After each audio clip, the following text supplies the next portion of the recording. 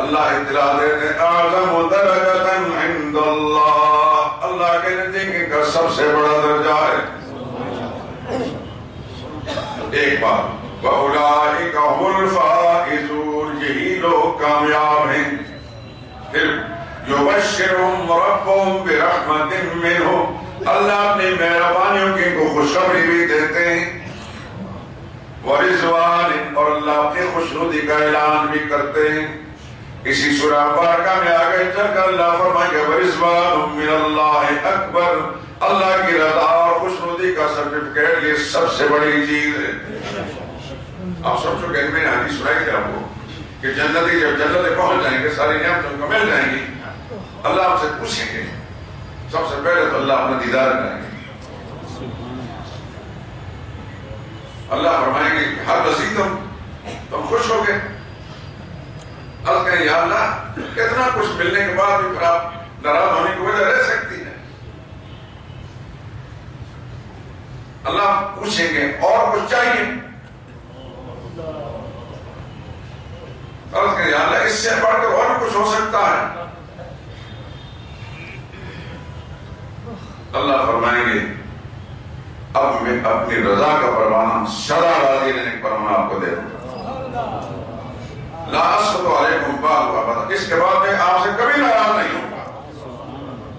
جنت ملے گی آپ کے اعمال پر دوسری چیزوں پر، لیکن ایک چیز ابھی یہ عام عمروں کا مسئلہ ہے۔ دعا کریں اللہ مجھے اور آپ کو اس میں شامل فرمائے۔ آخر میں اللہ فرمائے گا رضا کا پروانہ دیتا ہوں، یہ سرٹیفکیٹ آخری، یہ آخری سند ہے رضا کی، اور اس رضا کے سرٹیفکیٹ ہمارا اسی سورہ مبارکہ میں اللہ فرما چکے ہیں وَرِضْوَانٌ مِّنَ اللَّهِ اکبر، سب سے بڑی دولت اور سب سے بڑی نعمت اللہ کی رضا ہے۔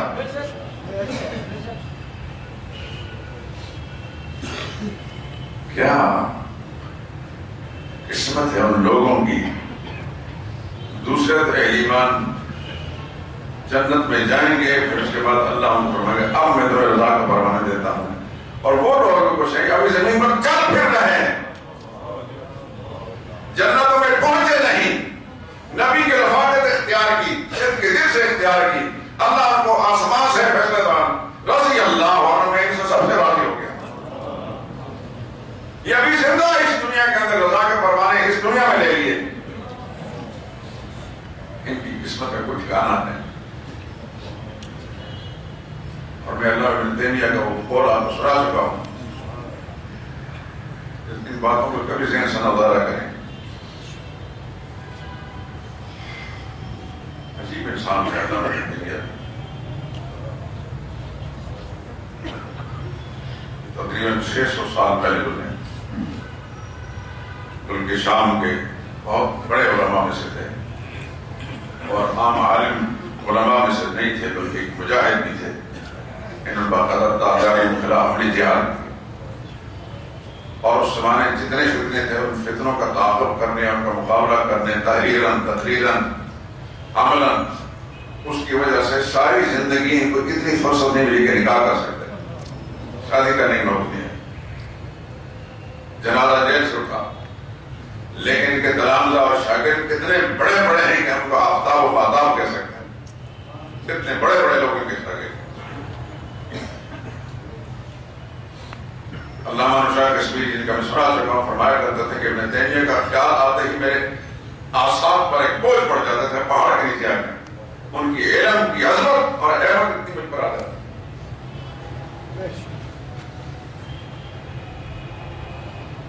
انہوں نے ایک راز کی بات لکھی ہے رضی اللہ عنہ پر، وَالرَّضَا مِنَ اللَّهِ صِفَةٌ قَدِيمَةٌ،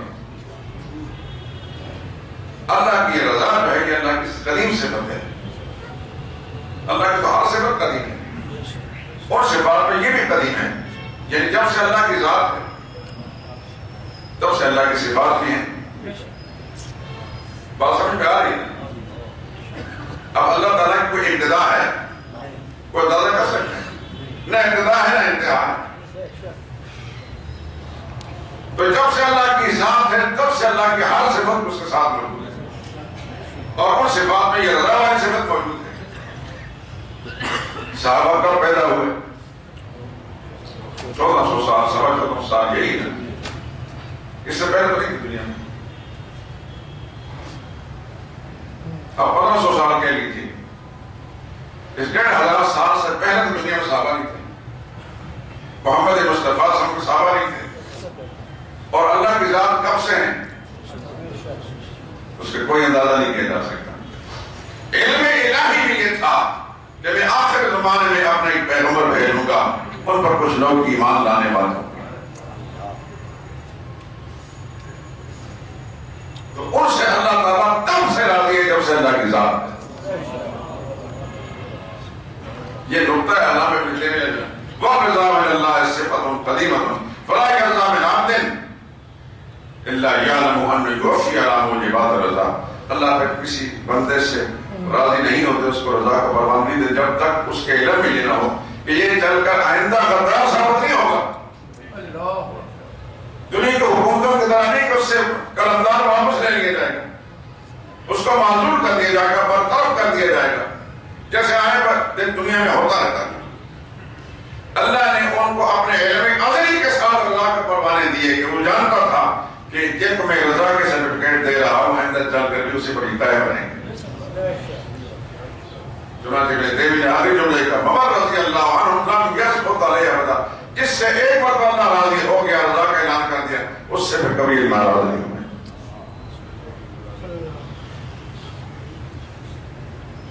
یہ آیت آپ نے دیکھی کہ اس میں اللہ نے کتنی نعمتیں بیان فرمائی. اعظم درجاتاً، سب سے بڑا درجہ ہے اللہ کے نزدیک ایک بات، اولئک الفائزون، یہی کامیاب لوگ ہیں. یبشرہم ربہم برحمت، اللہ اپنی مہربانی کو خوشخبری دیتے ہیں. ورضوان، اللہ کے رضا کے پروانے دے رہے ہیں. وجنات، اور نعمت جنتیں بھی دے رہے ہیں.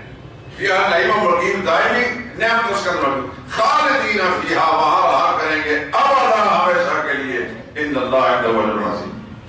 کتنی نعمتیں پروردگار نے ایک آیت کے اندر ان کے لیے بیان. یہ وہ لوگ تھے جنہوں ابھی دین کی خاطر میں جن میں فکر جان و مال کی، نہ اپنی جان کی پرواہ کی، نہ مال کی پرواہ کی، نہ خاندان کی پرواہ کی. سن چکے آگے مجالس کے اندر ماں کو چھوڑ دیا، باپ کو چھوڑ دیا، بہن بھائیوں کو چھوڑ دیا، بیوی بچوں کو چھوڑ دیا، خاندان کو چھوڑ دیا، اپنے املاک چھوڑ دی، جائیدادیں چھوڑ دی.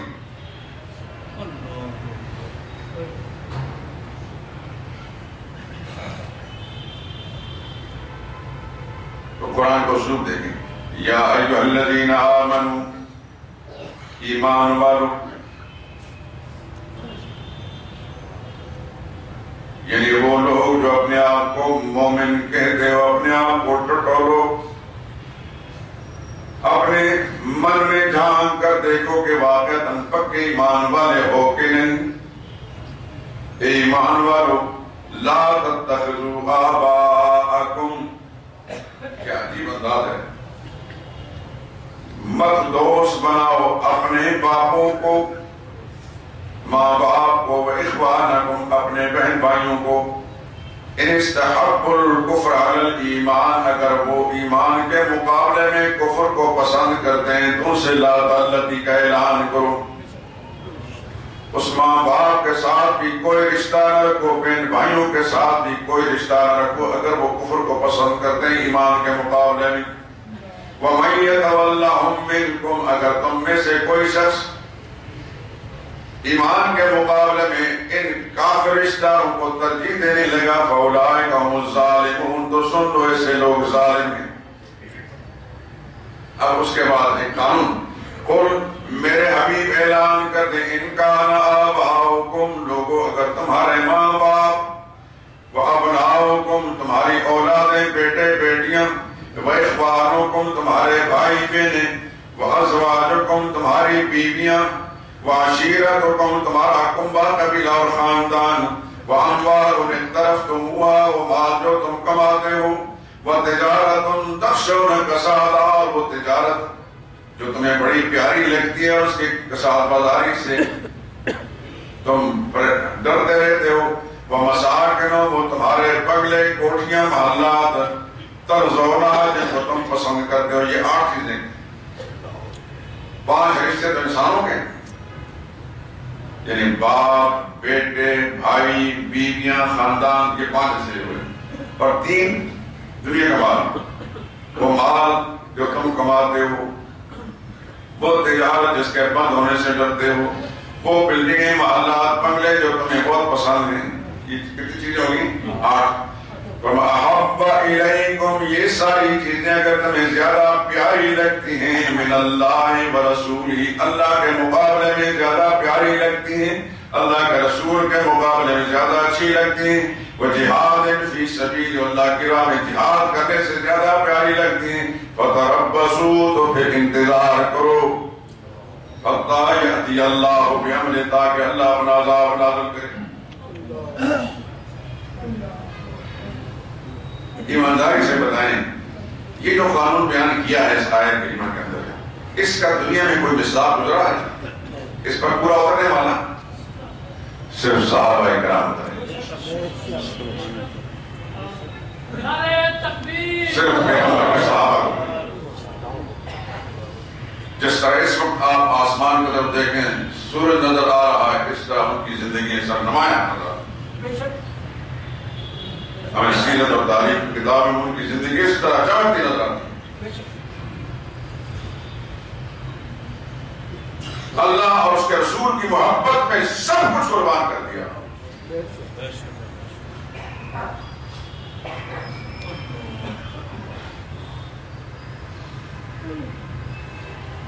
آپ سن چکے ہیں مختلف غزوات کے اندر، جہادات کے اندر رسول اللہ صلی اللہ علیہ وسلم روانہ کرتے ہیں مجاہدین کو، اور فرماتے ہیں جھنڈا تمہارے پاس رہے گا، اگر تم شہید ہو گئے تو پھر جھنڈا فلاں نے اٹھانا، تم شہید ہو گئے جھنڈا فلاں نے لینا۔ رسول اللہ روانہ فرما رہے ہیں اور ان کے ساتھ ساتھ یہ فرما رہے ہیں کہ تم پر موت آ سکتی ہے۔ کون ہے دنیا میں انسان جس سے زندگی پیاری نہ لگتی؟ ایک چیز دنیا کے اندر ہر انسان ایسا ہے کہ اس کو زندگی سب سے زیادہ پیاری لگتی ہے، اپنی جان سے بڑھ کر دنیا میں کوئی چیز نہیں۔ جان بچانے کی خاطر انسان مال دے دیتا ہے، جان بچانے کی خاطر سب کچھ قربان کر دیتا ہے، جان بچانے کی خاطر۔ ادھر نبی فرما رہے ہیں کہ تم نے شہید ہونا ہے، جب تم شہید ہو جاؤ تو جھنڈا فلاں نے لینا ہے، وہ شہید ہو جھنڈا فلاں نے لینا ہے۔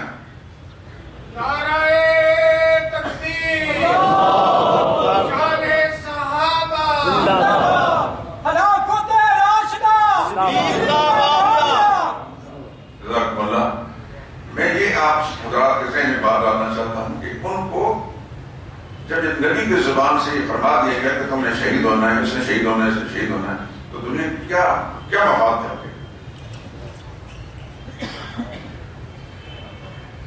کون سا مال مل رہا تھا ان کو؟ کون سی جاگیر ان کو مل رہی؟ جبکہ سامنے صاف نظر آتا کہ بہت سامنے، اور جیسے حضور نے فرمایا ویسے ہوا۔ کون انسان ہے دنیا میں جس کو مال اچھا نہیں لگتا، جان اچھی نہیں لگتی، زندگی اچھی نہیں لگتی؟ ہم اپنے اوپر تھوڑی کیفیت داری کریں۔ اگر کہا جائے ایک طرف تمہاری زندگی، دوسری طرف تمہارے بنگلہ ہے، دونوں سے کون سی بات ہے؟ اور ہمیں یقین ہو کہ اگر ہم نے بات نہیں مانی تو بنگلہ ہماری جان چلی جائے گی یا بنگلہ چل جائے گا، تو پھر اپنی جان کو بچانے کی فکر کریں گے۔ بغیر راستے میں ڈاکو پڑتے ہیں، کاریں چھین لیتے ہیں، لوگ دیتے ہیں کہ نہیں دیتے؟ جو کچھ تمہارے پاس نکال دو، سب کچھ دے دیتے ہیں کہ جان بڑی عزیز ہے۔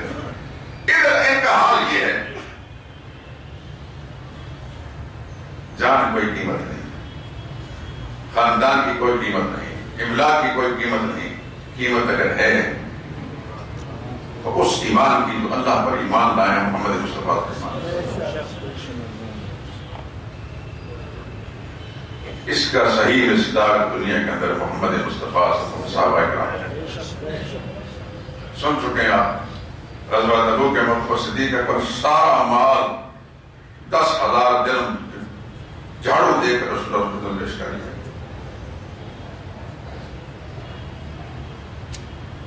اس نبی کے کلمہ ہم بھی پڑھتے ہیں، وہ انہوں نے پڑھا تھا، ان کے بچے بھی تھے، خاندان کے افراد بھی تھے، انہوں نے اس بات کو سوچا کہ چلو بچوں کے لیے کچھ رکھیں۔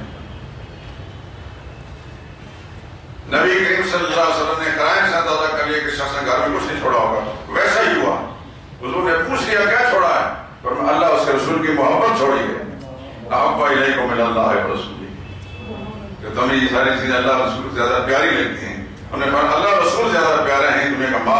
بیوی بچے پیارے نہیں.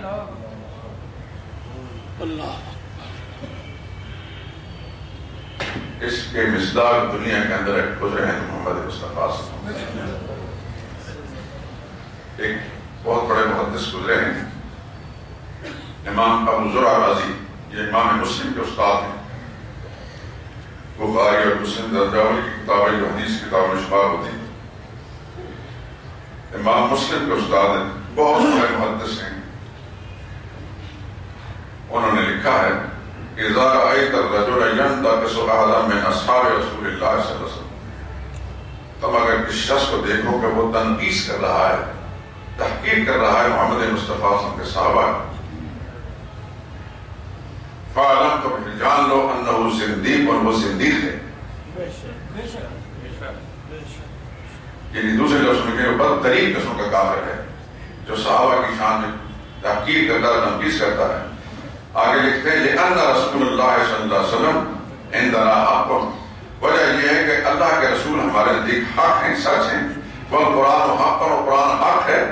وإنما أدى إلينا هذا القرآن, اور اللہ تعالیٰ نے ہمیں نبی کے واسطے سے اور صحابہ اکرام کے واسطے سے قرآن کریم عطا کیا. وسنن اصحاب رسول اللہ صلی اللہ علیہ وسلم, اور یہ سنتیں جو نبی کریم صلی اللہ علیہ وسلم صحابہ اکرام نے ہمیں پہنچائی ہیں.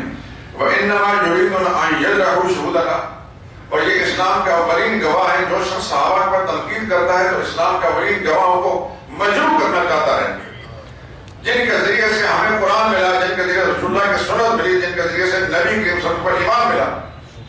اب جو شخص ان پر تنقید کرتا ہے تو پھر لیبطل الکتاب والسنہ, و کتاب و سنت کو باطل کرنا چاہتا ہے. فرماتے ہیں والجرح بہم اولا وهم زنادقہ, وہ بدترین قسم کے کافر ہیں, زندیق ہیں, اور ان کی جتنی بھی مذمت کی جائے, ان کی برائی کی جائے, بہت کام.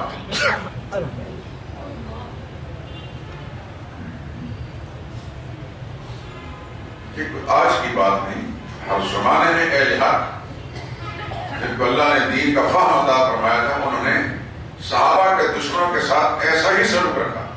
ان کے لیے ایسا ہی ان کا فتویٰ تھا, ایسے ہی ان کے فیصلے تھے. میرے دوستو, خدا گواہ ہے, میری بات کو توجہ سے سن لیں. اندر باہر جتنے بھی دوست جہاں بیٹھے ہیں اور میری آواز سن رہے ہیں, مجھے ایک عرصہ گزر چکا ہے, اور اس عرصے میں آپ بھی میرے رفیق, میرے ساتھی, میرے نمازی, میرے رفقا میں سے ہیں. جتنی محبت مجھے آپ سے ہے, یہ کھول کر دکھانے والی چیزیں اللہ گواہ ہے اس بات پر. اندر کے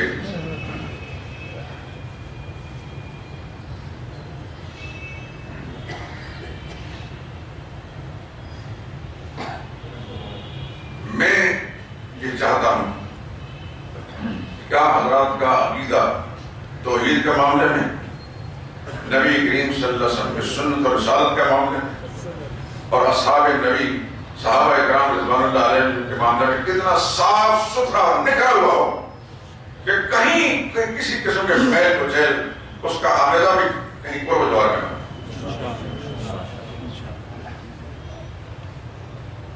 یہ دنیا کافر کے پاس بھی, مسلمان کے پاس بھی. کافر بھی دنیا چھوڑ دیتا, مسلمانوں کے علاقے چھوڑنی پڑے گی. اس کا مقصود دنیا ہی دنیا ہے, مسلمان کا مقصود دنیا نہیں. مسلمان کا مقصد دنیا نہیں, دنیا مسلمان کی ضرورت ہے, مقصد نہیں. مسلمان کا مقصد اللہ کی رضا ہے.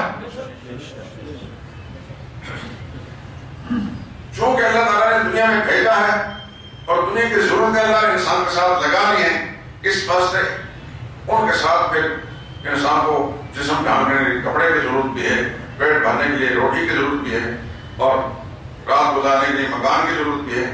یہ دنیا کی ضرورتیں ہیں, مسلمان کا مقصد نہیں. اور ضرورت باقاعدہ ضرورت ہوتی ہے.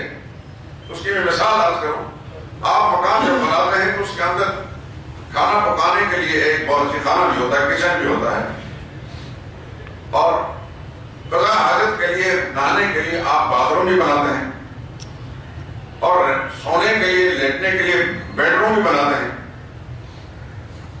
اور یہ سب پر آپ خرچ کرتے ہیں، بلکہ باتھ روم پر زیادہ خرچ کیا جاتا ہے صاف ستھرا رکھنے کے لیے۔ کوئی دنیا کا عقلمند آدمی ایسا ہے جو یہ کہے کہ میں نے اتنے روم بنائے ہیں تو ہر روم کے اندر برابر برابر میں سویا کروں گا، جو کچن ہے اس کے اندر بھی چارپائی ڈال کر سوؤں گا کہ اس میں میرا پیسہ خرچ ہوا ہے، اور باتھ روم کے اندر بھی سویا کروں گا اس میں بڑا پیسہ خرچ ہوا ہے، بیڈ روم میں سوتا تو ہوئی، باتھ روم میں سویا کروں گا، اس کے کس کا دماغ خراب ہو چکا ہے وہ ضرور گھر کی ضرورت ہے لیکن ضرورت برائے ضرورت ہے، وہ مقصود نہیں۔ بلڈنگ بنانے میں، مکان بنانے میں مقصود اس کا بیڈ روم ہوتا ہے، باتھ روم نہیں ہوتا، باتھ روم برائے ضرورت ہوتا ہے، اور ضرورت والی چیز کو ضرورت کے لیے استعمال کیا فوراً باہر آ گیا۔ اسی طریقے سے ایک مسلمان دنیا کا مال، دنیا کا کاروبار جو کرتا ہے مال حاصل کرنے کے لیے، لیکن مال اس کا مقصود نہیں۔ یہ بات جو میں کہہ رہا ہوں میرے دوستوں کو، دنیا بھر میں جہاں چلے جائیں، صوفیاء کرام اولیاء اللہ کی حدیث کی تفسیر کتابیں پڑھ لیں، انشاءاللہ اس کو خلاصہ میں یاد کر رہا ہوں۔ ایک مسلمان اور کافر کا فرق یہ ہے کہ کافر کہتے ہیں کہ دنیا ہی دنیا مقصود ہے، مسلمان دنیا مقصود نہیں، دنیا اس کی ضرورت ہے، دین اس کا مقصد ہے، اللہ کی رضا اس کا مقصد ہے، کیونکہ جس نے دنیا کو اپنا مقصد بنا لیا اس کی آخرت نہیں۔ قرآن کریم موجود ہے، منہم من یقول ربنا آتنا فی الدنیا، کچھ لوگ ایسے کہتے ہیں اللہ دنیا ہمیں دے دے، ما لہم فی الآخرۃ من خلاق، اللہ کو فرماتا ہے آخرت میں کوئی حصہ نہیں۔ ومنہم من یقول ربنا آتنا فی الدنیا حسنہ وفی الآخرۃ حسنہ اولئک لہم نصیب مما کسبوا، کچھ لوگ ایسے کچھ نصیب کہتے ہیں اللہ دنیا کی بھلائی بھی دے دے، آخرت بھلائی دے دے، اللہ فرماتا ہے اللہ ان کو آخرت بھلائی دے دے۔ تو دنیا مقصود نہیں، دنیا ضرورت ہے، اور ضرورت کو بقدر ضرورت استعمال کیا جاتا ہے۔ صحابہ اکرام نے دنیا کو مقصد نہیں سمجھا، دنیا کو ضرورت کے طور پر استعمال کیا، اور اللہ نے ان کے ناموں کا آسمان شوق تک چمکایا۔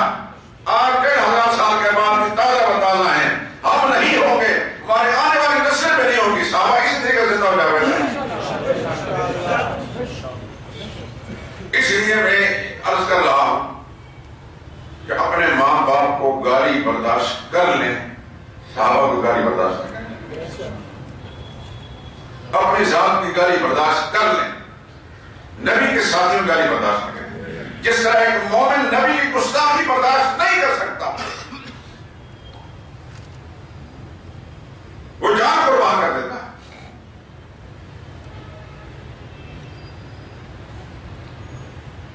ایک کتاب میں پڑھا تھا، ایک آدمی لوہار تھا، کوئی چیز تیز کر رہا تھا، اس کے پاس قادیانی آ کر بیٹھ گیا، اس نے مرزا قادیانی کے فضائل بنا کر بیان کرنا شروع کر دیا۔ وہ پہلے سنتا رہا،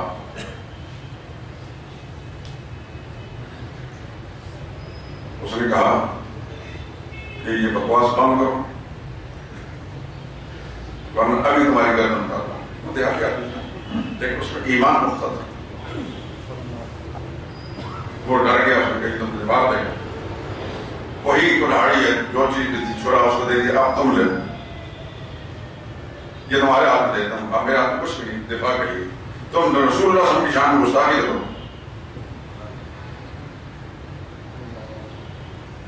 میں جان قربان کر سکتا ہوں، نبی کی شان میں گستاخی برداشت نہیں کر سکتا۔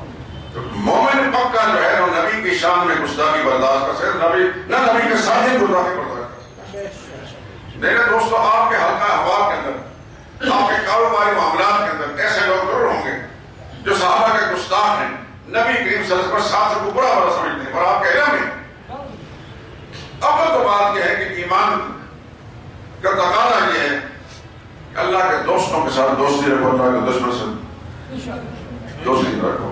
لا تتخذوا آباءکم واخوانکم اولیاء ان استحبوا الکفر علی الایمان، ابھی آپ سن چکے ہیں کہ تمہارے باپ بھائی خاندان کے لوگ اگر کفر کو ایمان پسند کرتے ہیں تو ان کے ساتھ دوستی نہ رکھو۔ ایسے لوگوں سے کاروبار بھی مت کرو جو نبی کے گستاخ ہیں، نبی کے ساتھ ہی گستاخ ہیں۔ اگر فرض کرو آپ کو مجبوری ہے، حالات کا تقاضا یہ کاروبار کرنا ضروری ہے، لیکن کم از کم کاروبار تو کرو، ایمان مت۔ ایمان کا معاملہ ان کے ساتھ کوئی سمجھوتا نہیں. یہ کاروبار رہ جائے گا, دنیا کا مال رہ جائے گا, دکانیں رہ جائیں گی, یہ بلڈنگیں رہ جائیں گی, انسان جائے گا, اس کے ساتھ ایمان جائے گا. اس کو خراب کرنے کی کوشش کریں. صحابہ کرام کی عظمت, ان کی محبت پر کسی کے ساتھ سمجھوتا نہ کریں. بات صاف ہے,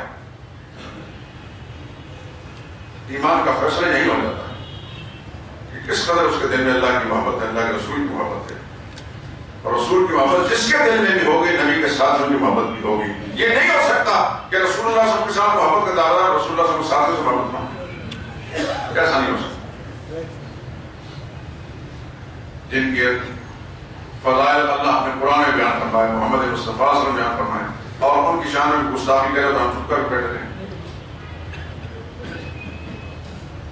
اس لیے ایک حدیث سنا کر بات ختم کرتا ہوں. رسول اللہ نے فرمایا من احب للہ وابغض للہ واعطى للہ ومنع للہ فقد استکمل الایمان. جس نے کسی سے پیار کیا تو صرف اللہ کی رضا کے لیے پیار کیا. وابغض للہ, جس سے کسی سے بغض رکھا تو اللہ ہی کی خاطر بغض رکھا کہ اللہ کا دشمن ہے. واعطى للہ, اگر کسی کو دیا تو اللہ ہی کی رضا کی خاطر دیا. ومنع للہ, اگر کسی کو چیز روکی ہے تو اللہ ہی کی خاطر روکی ہے. فقد استکمل الایمان, اس شخص نے اپنا ایمان مکمل کر لیا. اور اگلا جملہ یہ ولیس وراء ذلک حبۃ خردل من الایمان, اس کے بعد اور رائی کے دانے کے برابر بھی کسی کے پاس ایمان نہیں رہتا.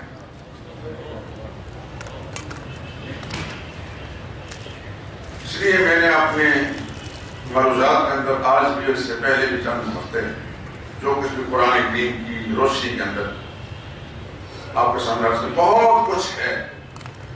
ساری زندگی ختم ہو سکتی ہے, صحابہ کرام کو مناظر تو نہیں ہو سکتا, لیکن آج میں اپنی اس گفتگو کو ختم کرتا ہوں. اگر زندگی نے ساتھ دیا انشاءاللہ آئندہ نبی کریم صلی اللہ علیہ وسلم کی ذات ہے اسے بارے میں اختلاف ہوگا. یہ ایک پمفلٹ جو کئی سال پہلے میں لکھا تھا, آخری چہارشنبہ کی شریعت سے آپ حضرات کے ملک کے اندر, اس پر سبیل کے اندر بہت آخری چہارشنبہ منایا جاتا ہے. اور آنے والا جو بدھ ہے یہ آخری چہارشنبہ ہوگا. اور بہت سے لوگ جو دین سے ناواقف ہیں, لاشعور ہیں, بے خبر ہیں, اس کو بڑا مقدس سمجھیں گے. اس کو آپ اپنے حلقوں میں تقسیم کریں, خصوصاً باغوں میں, پارکوں کے اندر, جہاں شاید کسی کا بھلا ہو جائے. ایک بات تو یہ. دوسرا ایک اعلان ہے درس قرآن کا جو عنوان ہے ختم نبوت کا, نبی کریم صلی اللہ علیہ وسلم کا. 27 نومبر کو روز اتوار بعد نماز مغرب مولانا خضر حیات صاحب یہ مسجد تقویٰ ہے, کوٹ شہاب الدین شاہ درہ کے اندر, مغرب کی نماز کے بعد وہاں بیان ہوگا.